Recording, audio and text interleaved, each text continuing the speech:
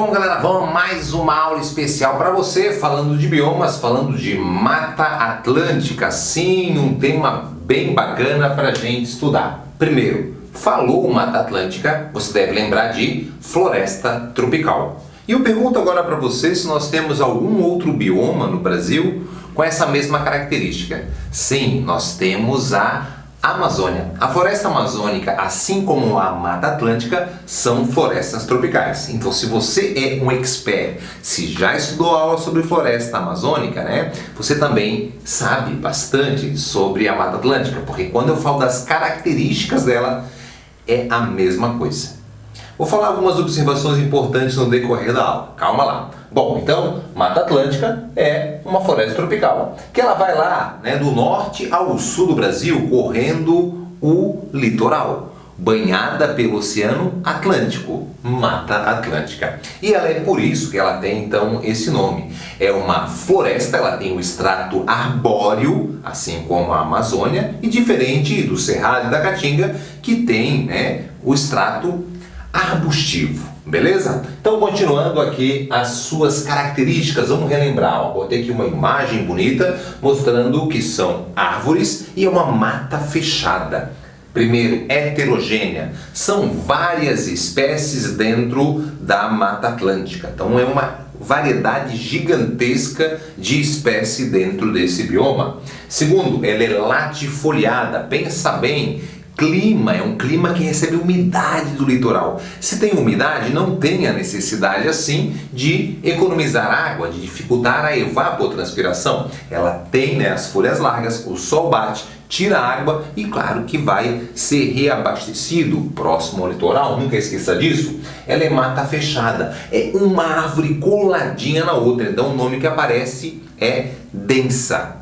Uma outra característica da umidade vem o termo ombrófila. Ombrófila, vegetação úmida, que recebe bastante umidade. Agora, se você quer algum vestibular do sul do Brasil, fique atento que o nome que vai aparecer para você é ombrófila densa. Eles acabam juntando os dois nomes, úmida e mata fechada. Diferente da araucária. A araucária é ombrófila mista e a Mata Atlântica, ombrófila densa. Tranquilo? Então ela é úmida e é mata fechada. Uma outra característica, ela é perenófila, ela é sempre verde. Uma vegetação, ou ela é perenófila ou ela é caducifoliada. Um termo que pode aparecer é semicaduca. Nesse caso, essa vegetação ela é perenófila, ela fica verde durante o ano inteiro. Bacana? Então essas são as características: heterogênea, latifoliada, densa, ombrófila e perenófila. Características bem importantes. Marcelo, falou que ela é igual à Amazônia? Então, na Amazônia nós temos o solo pobre em predomínio, vai ser um solo lixiviado, em algumas áreas até um solo laterítico, mas aqui não. Aqui o solo é bom. A maior parte desse bioma são solos férteis naturalmente. Então aqui é um solo fértil. E aí nós vamos destacar duas áreas dentro desse bioma que são muito importantes, que ajudaram até a desenvolver o Brasil. Na região Nordeste é um solo denominado massapé ou massapé. É um solo rico em que, Marcelo? Os minerais têm ali calcário e gneiss. E aí esses dois, né, lembrando que esses dois ali, junto com a água que vai chover naquela região litorânea, vai provocar a desagregação dos minerais e vai dar a fertilidade.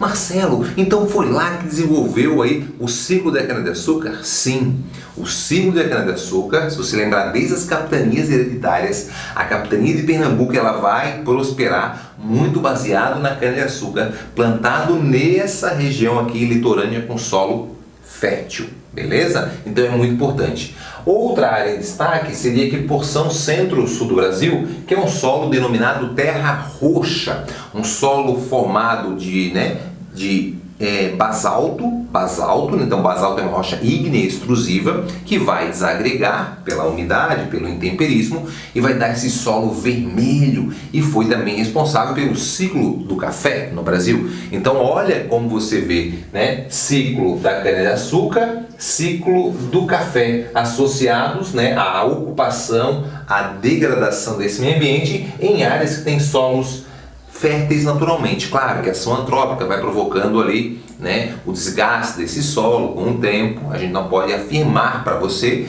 que de um modo geral o solo foi preservado. A gente sabe que não, a ação do homem, né, a grande produção agrícola acabou aí mexendo muito nesse solo, também tirando muito dos seus nutrientes. Mas lembra que naturalmente ele é um solo bom, diferente do cerrado e diferente da Amazônia. Fazer analogia, a Amazônia é um solo lixiviado e cerrado um solo laterítico. Aqui, Nordeste, solo massapé, Centro-Sul, solo terra roxa, que são solos muito bons aí para desenvolver a agricultura.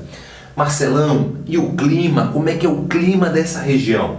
Galera, o destaque aqui nós dividimos em duas áreas. A porção norte corresponde à Mata Atlântica, o clima tropical litorâneo. Então eu botei aqui, é um clima úmido, é um clima que chove regularmente o ano inteiro. Claro que dependendo da região aqui, pode ter, né, uma estação ou outra mais chuvosa, mas de um modo geral, fazendo uma classificação geral, é um clima bem chuvoso e as chuvas regulares. Por isso, também um clima úmido. Marcelo, é quente ou frio? Clima tropical, temperatura com pouca variação, pouca amplitude térmica, então ele é um clima megatérmico, ou seja, sempre quente, úmido, com chuvas bem distribuídas. Tranquilo? Não tem estação seca.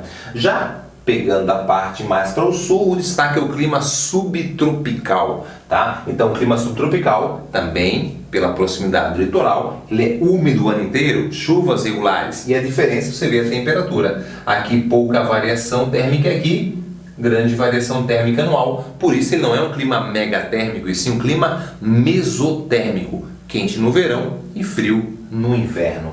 E aí a gente vai começar a associar essa característica do clima a todas essas características aqui da vegetação. Se eu tenho um clima com estação seca, vai liberar as folhas serão finas, né? Vegetação geralmente arbustiva. Aqui não, aqui é úmido, né? Nós temos ali a umidade o ano inteiro, então essa umidade vai dar a condição de ter essas características. Marcelo, esse bioma aqui ele recebeu impacto sim. Você vai ver em várias provas ali falando que a Mata Atlântica é, né, o bioma mais desmatado do Brasil. Marcelo, é muito desmatado. Sim, é um bioma muito impactado. E aí eu fiz aqui uma comparação. Se você olhar o mapa da população do Brasil, você vai ver que a maior parte da população do Brasil está pelo litoral, né? E essa população estando próximo ao litoral, essa área se torna mais valorizada, mais pessoas buscando o espaço. E essa busca pelo espaço, o imóvel, o valor, o espaço da terra, ele vira uma grande mercadoria. E aí nós temos o que a gente chama de especulação imobiliária. As pessoas se apoderando dessa terra, desmatando grande parte dessa região para comercializar e assim lucrar. Então, olha que legal, a população está bem em cima desse bioma, ou seja, a população ocupou esse bioma, sendo esse aí um dos grandes motivos do impacto. O impacto pelo desmatamento para a construção, né, das suas moradias nesse espaço, e também nós temos aí a poluição das indústrias, que vai contaminar o solo, contaminar os rios desse espaço, também poluir a atmosfera nesses mesmos espaços deste bioma. Então a gente tem que estar atento a essa condição da ocupação, refletir nos impactos muito graves sobre esse bioma. Marcelo, é verdade que ele é um hotspot? Sim, sabe muito bem disso, se acompanha aí sempre as nossas aulas. Se você vê nossas aulas de hotspots, hotspots são os pontos quentes, pontos ameaçados de extinção, que 3/4 deles já estão degradados. Então, para a gente perceber todo esse impacto que acontece em cima dessa região de Mata Atlântica, calcula-se que de 5 a 7% apenas desse bioma sobrou. O resto já foi tudo degradado, já foi tudo impactado. E o que faz você pensar quais são os motivos? Isso aparece nas provas, você tem que estar atento. O primeiro motivo, de cara, já são ciclos econômicos. Falamos para vocês aqui agora anteriormente. O ciclo primeiro, antes do cana-de-açúcar, o ciclo pau-brasil. Pau-brasil, litorâneo, Mata Atlântica, degradaram, arrancaram.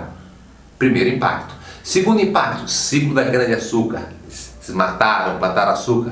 Olha lá. Terceiro, aí nós temos o ciclo do ouro, dos minérios, um outro impacto também muito importante. E quarto, o ciclo do café. Então a gente percebe que os ciclos econômicos ajudaram a degradar muito esse bioma. E o segundo fator, para complementar, foi o que eu falei que é sempre para você, a urbanização ligado à industrialização e, obviamente, a especulação imobiliária. Acabam gerando, assim, grandes impactos. Esse bioma até hoje, ele sofre com a ação do homem, devido diretamente a um processo de urbanização, a um processo de ocupação desse espaço. Então, a Mata Atlântica, ela é sim, juntamente com as araucárias, os dois biomas mais desmatados do Brasil. Ah, Marcelo, mas então por que a araucária, que aparece lá nos dados aí oficiais, que ela restou de 3 a 5%, por que ela não é um hotspot? Porque se você olhar um mapa de bioma mundial, eles vão agrupar as araucárias junto com aqui, dentro da Mata Atlântica. Beleza? Espero que você tenha gostado. Vamos junto, vamos para cima e vamos conquistar aí essa vaga. Valeu, galera!